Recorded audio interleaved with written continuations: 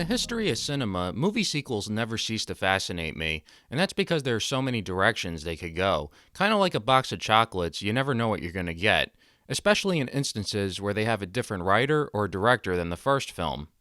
There have been examples of sequels that were so good that one can argue that they managed to outshine the first film, but in all honesty, this is rare. Of course, on the other end, there are some sequels that are so bad that you actually wonder how they even got made. However, I think most of the time with movie sequels, especially with number 2, I think it's safe to say that they generally pale in comparison with the first film. The only reason I'm mentioning all this is because it is interesting when you see the direction that some of these films take. And one example that I love to revisit from time to time is RoboCop 2. It's a film that's always left an impression on me, and I don't think that people really talk about it enough.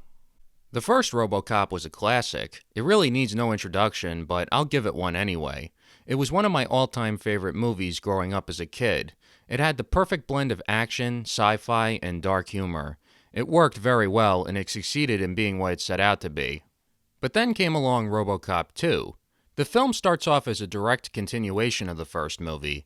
Out of every RoboCop sequel to follow, this is the one that's closest in tune with the first movie. Most of the actors reprise their role, including Peter Weller, and it has a similar tone to the first movie. Or does it? Well, for one thing, it does bear a lot of the same dark humor as the first movie, but other than that, the overall tone is actually very different. This one comes off as being very cold and misanthropic. Once again, the film takes place in the city of Detroit, and the state it's in is even worse than it was in the last movie. Crime rates have skyrocketed, and one of the reasons is because the police force has gone on strike. The reason police officers are on strike is because the company OCP has cut their pay, and they've also removed their pension funds. The only reason OCP has done this is because the city of Detroit owes them millions upon millions of dollars. So it's basically tit for tat. They're saying, if you don't want to pay us, we'll let your city tear itself apart. On top of everything, the other reason crime rates are high is because there's this new drug on the market called nuke, which is a heavily addictive narcotic. The market for nuke is run by a cult, and the leader of this cult is a man named Kane, and he's the main villain of the story. He sort of reminds me of Charles Manson, only in the sense that he tries to come off like a biblical figure, and he also uses drugs to recruit people. Because of this, and also because of what OCP has done to the police, the city of Detroit is now in shambles. And in the midst of everything, there's RoboCop, who happens to be one of few police officers that haven't gone on strike. Throughout the whole movie, RoboCop's top priority is going after Kane. He doesn't seem to really focus on anything else. Although there is a brief subplot that focuses on RoboCop's psychosis. He keeps having visions of his family from when he was still Alex Murphy. There's a scene where he's watching his former wife from a distance as she goes about her daily routine, and apparently he does this on a regular basis. One difference that I noticed between this movie and the first RoboCop is specifically how RoboCop's portrayed. The first movie glorified him, and his story showed both the positive and negative aspects of his existence. But RoboCop 2 focuses more on the negative. Here we really see the dehumanizing nature of what OCP has done to him. This is one area where the film definitely goes in a different direction than the first movie.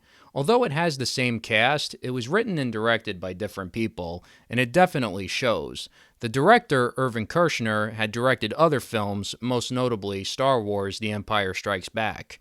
Before I researched this, I didn't even know that. I always thought that George Lucas directed Empire. Go figure, I just learned something new. I do think that both Empire and RoboCop 2 share a similar directing style. Between the way they're shot, and also, both movies do have a grim vibe that I almost can't even explain. And on some weird level, I think that there are similarities between RoboCop and Darth Vader. For one thing, these are both men who are being kept alive by machinery. Both of them are tortured, and they're an empty shell of the person they once were. Although it isn't the strongest comparison because Darth Vader at least had the ability to remember who he was. RoboCop doesn't even have that. Most of his memories have been removed, and whatever memories still remain are so vague and so small that he can never be the person he once was. A lot of people say that this raises the question on whether or not he's really human. I never thought there was a question. In the first movie, it was obvious that he was.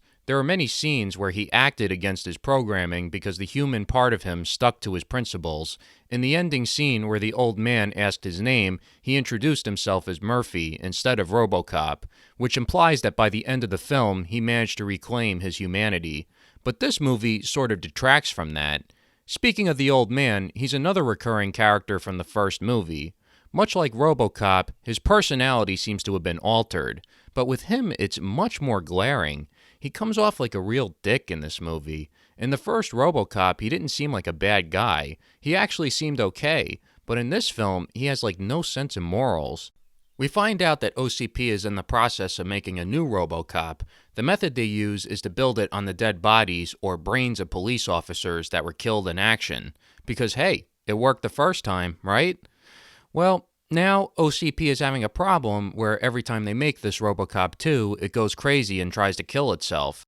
I guess that this is a scenario that somehow hasn't dawned on these people, even though it's kind of obvious that no human being would want to live in that type of situation.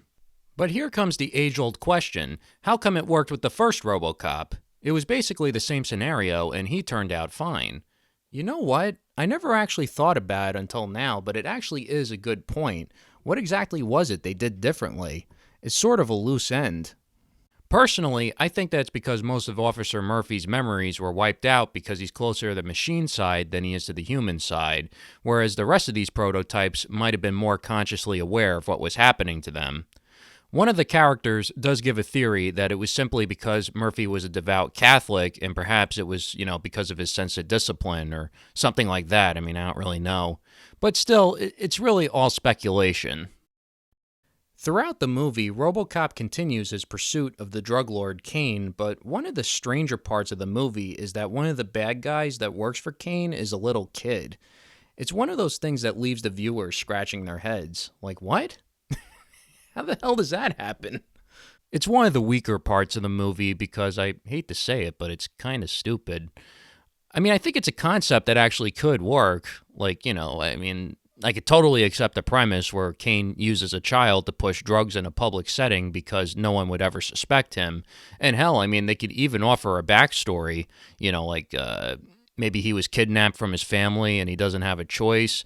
Or, it could be another reason, like the kid is trying to make money because, his mother's sick and maybe the family needs money. I don't know. I'm just trying to picture scenarios in my head that would make more sense. But here, they take it to a level that's just bizarre, to where the kid is almost like a kingpin. Or hell, it's not almost like, he is a kingpin. All the adult characters treat him like he's the Godfather or something. He also ends up being involved in every action scene where he's either shooting a gun that's bigger than him, or he's doing hand-to-hand combat with a police officer. It's pretty ridiculous, and I feel like it insults our intelligence. Like, seriously, how stupid do you think we are? He spends most of the movie giving everyone orders and negotiating business deals. Eventually, RoboCop manages to track down Kane's crew, but unfortunately, they were prepared for him.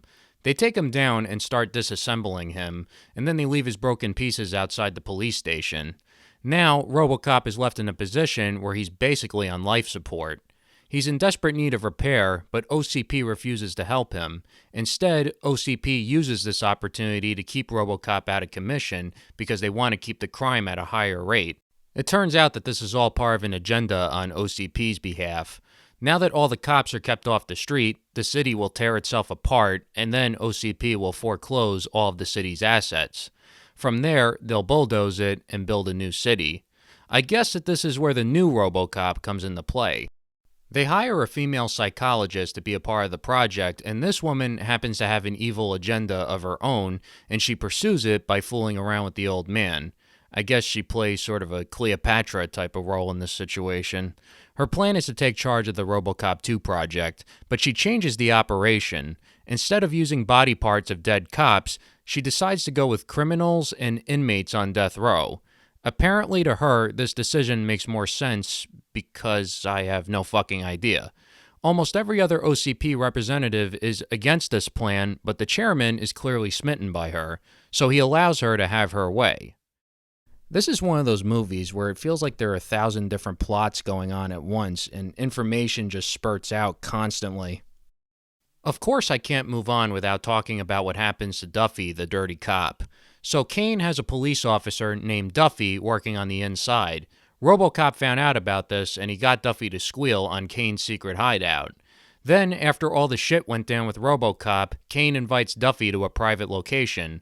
But little does he know, Kane intends to punish him for squealing. They knock him out unconscious, and then he wakes up practically naked and strapped down to a hospital bed.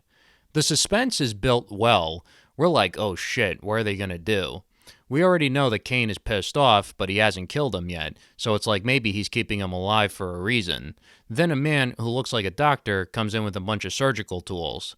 Duffy starts to get nervous, but at the same time, he thinks they're fucking with him. Next thing you know, the doctor takes out a scalpel and starts cutting him open. Now, I have to tell you, I've watched a lot of movies, and if I were to make a list of the most fucked up, disturbing movie scenes that I have ever watched, this would be among the top 5. I'm not even kidding. When I first watched this movie, I saw it on VHS, and I was no more than 6 or 7 years old. This scene traumatized me. Just the image of what's happening to him haunted my memory. And even now, as a 26-year-old man, I still find it unsettling.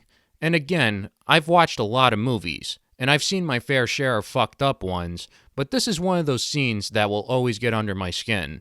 And what makes it so disturbing is once the doctor starts to cut below his sternum, we don't see what happens from there. It utilizes a great filmmaking technique where it's left to your imagination, which ultimately makes it more horrifying.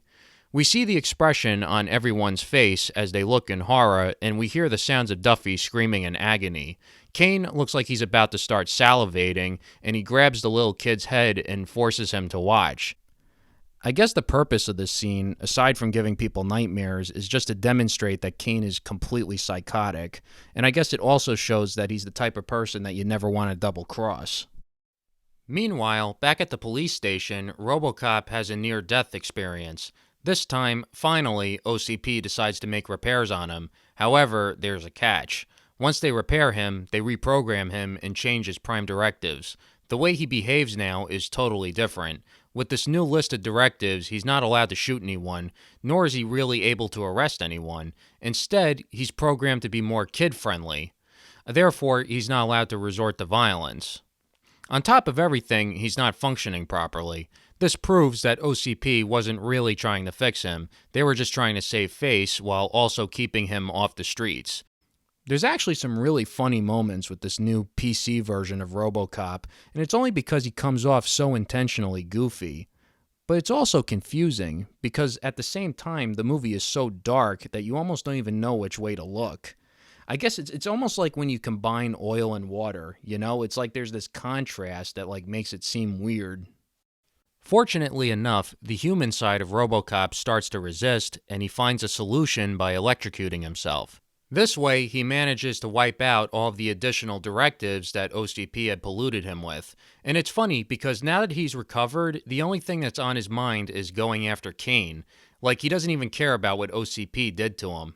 This is where things really start to heat up. Now it's time for round 2. RoboCop goes after Kane, and this time he has the entire police squad backing him up. I'm sure that this is a scenario that OCP wasn't hoping for. We get a big showdown between RoboCop and Kane, but this time it ends in Kane's defeat. Not only is he defeated, but he's also left severely injured, and it's bad enough to the point where his survival rate is now questioned. You know what this means? Yep, say hello to RoboCop 2. Isn't this a surprising turn of events? The woman psychologist sees this as her golden opportunity, but she takes it to a level that's beyond heinous. She starts to unplug the tubes keeping Kane alive, while he's still conscious, I might add, and we watch him suffer to death. This is fucked up and unexpected, beyond fucked up and unexpected. When I first saw this, I was like, holy shit. Next thing you know, they remove his brain, and next comes what may be the most fucked up scene in the whole movie, where you get to see Kane's actual brain in a glass jar being kept alive, with his eyeball still attached. We see things through his perspective as he's watching one of the doctors holding his decapitated head. Some people laugh at this scene and say that it's goofy, but I think it's fucked up in a serious way. I mean, think about how dark this is. Think about what's happening right now. I couldn't imagine a worse way a person can suffer, especially on a psychological level. Imagine your body is being dismembered in front of you, and there's nothing you could do or even say about it. I mean, hell, he doesn't even have the option to close his eyes or look away. And I gotta say, I love the irony here. This is where RoboCop 2 really leaves an impression on me. Up until this point, we were led to assume that Kane was the main antagonist of the story and that no one could possibly be worse than him, but here he's made into the victim who you feel sorry for. Not only that, but we see that there are other people who are just as evil, if not more so.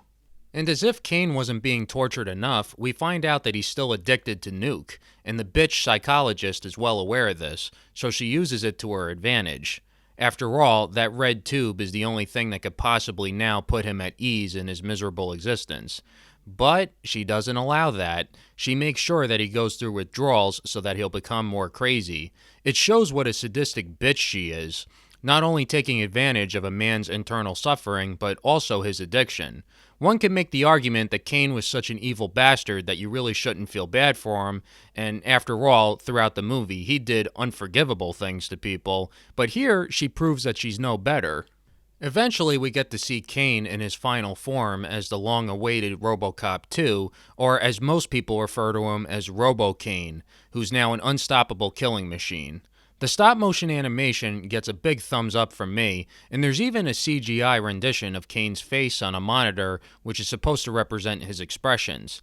It's really creepy, and I think it was an awesome touch.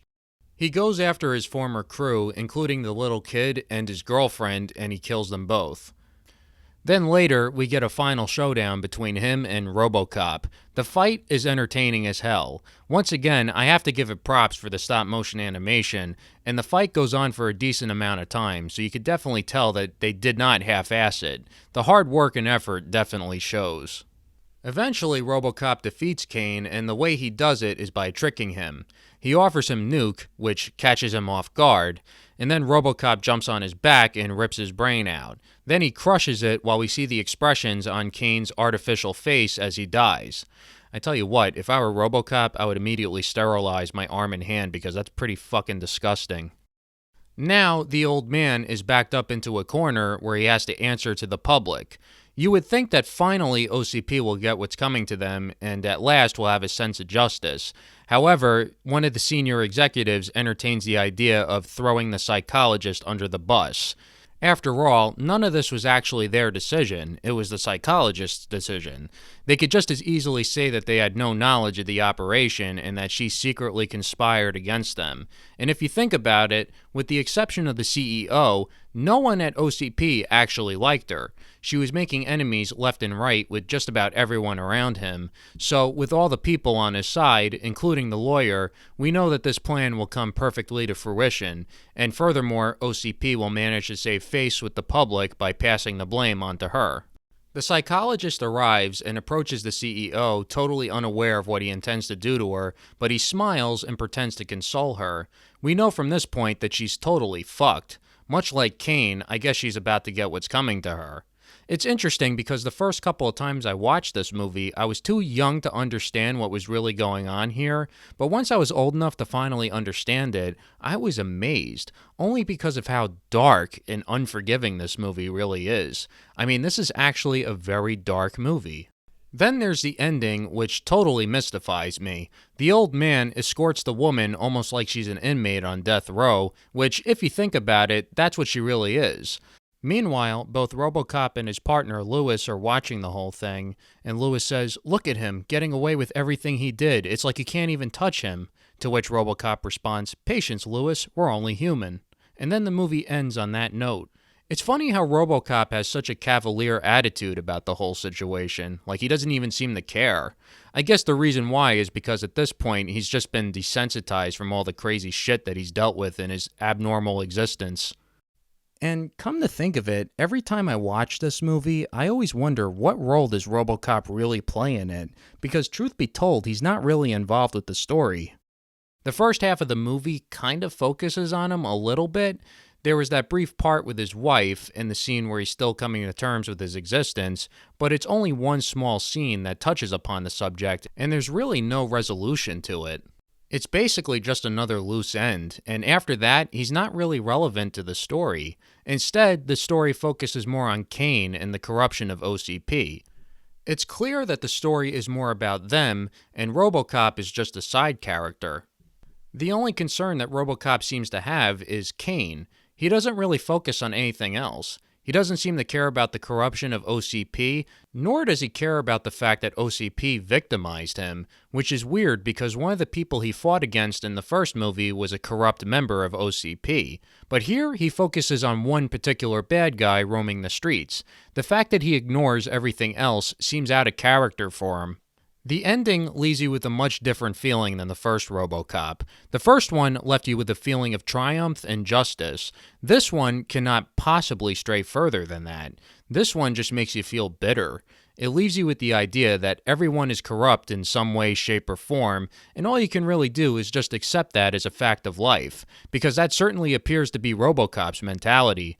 I guess you could say that this film takes more of a nihilistic approach than the first film. If there's a positive spin you could put on anything, then I guess it's the fact that most of the bad things that happen to bad people. Therefore, if there's any lesson to be learned, then I guess it would be about karma.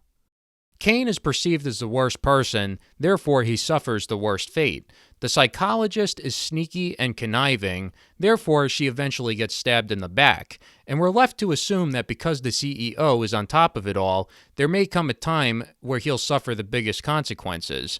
And perhaps that's what RoboCop meant when he told Lewis to be patient. Some people may think that I'm overanalyzing it because, after all, it is just a RoboCop sequel, but there are parts in this movie that are intentionally symbolic. For example, when the little kid named Hobb dies, he dies on top of a pile of money, which is supposed to represent him dying at the hand of his own greed. And during RoboCane's first rampage, the mayor is the only person who survives. But as he escapes, there's a part where he covers the mouth of one of his representatives, which kills him, and he sees the blood is on his hands, which is sort of a cliche that I've seen in other films, like Cape Fear and Hannibal. It's where the one person who's perceived as the good guy has to physically clean blood from his hands as a statement that he harbors certain guilt, because this was after he attempted to make a secret business deal with Kane's former crew, which proved him to be another scumbag. And also, him going through the sewer pipe and into the waste-filled water is a part that I also find symbolic, because it's basically saying that he's no better than a piece of shit that belongs in the sewer. I guess my only reason in bringing this up is because the movie actually does give you a lot to reflect on. That being said, the movie does have flaws. For one thing, there are ideas and subplots that don't really go anywhere, and most of them involve RoboCop, which is kind of shitty if you think about it. It's also not very consistent with the first film in terms of character development. With the way that the characters from the first film behave here, you can automatically tell that they were written by different people than the first movie, and that really shouldn't be the case. Also, one problem I have with the story, and this is probably my biggest critique of the whole movie, is that there are way too many things going on. It's almost hard to keep up with, and at times it feels like you're watching 4 different movies. It seems like one of those situations where they had a ton of different ideas, and rather than use one, they just decide to use every single one of them without any filter. Now, with all those criticisms aside, I actually do like this movie a lot. I think it tends to get a bad rap from people, and I think it's unjust because the movie actually does have a lot of depth that I think really goes unnoticed. Is it better than the first film? No, but I feel like it's a bad comparison. I prefer to think of 2 as a standalone movie. It's far from being the greatest sequel ever made, but I do have respect for it in the sense that it goes in a different direction than the first movie. Not only that, but it uses ideas that I don't think I've ever seen before. For instance, the whole thing with Kane being the main antagonist who you root against to then becoming a tortured soul who you feel bad for, I think is really a unique sort of plot twist that makes the film much more interesting, and it's not the type of thing that happens too often in other movies, and I think people tend to overlook that. To be honest, if RoboCop 2 was a perfect film, it wouldn't be as interesting, and I'd probably have no desire to make a video about it. The fact that it's flawed, and also the fact that it has a different appeal than the first movie, makes it worth talking about, and I'm always curious to know what other people think of this movie. That wraps up this episode of Silver Screen Addicts. I hope you guys enjoyed it, and if you did, please stay tuned for the next episode.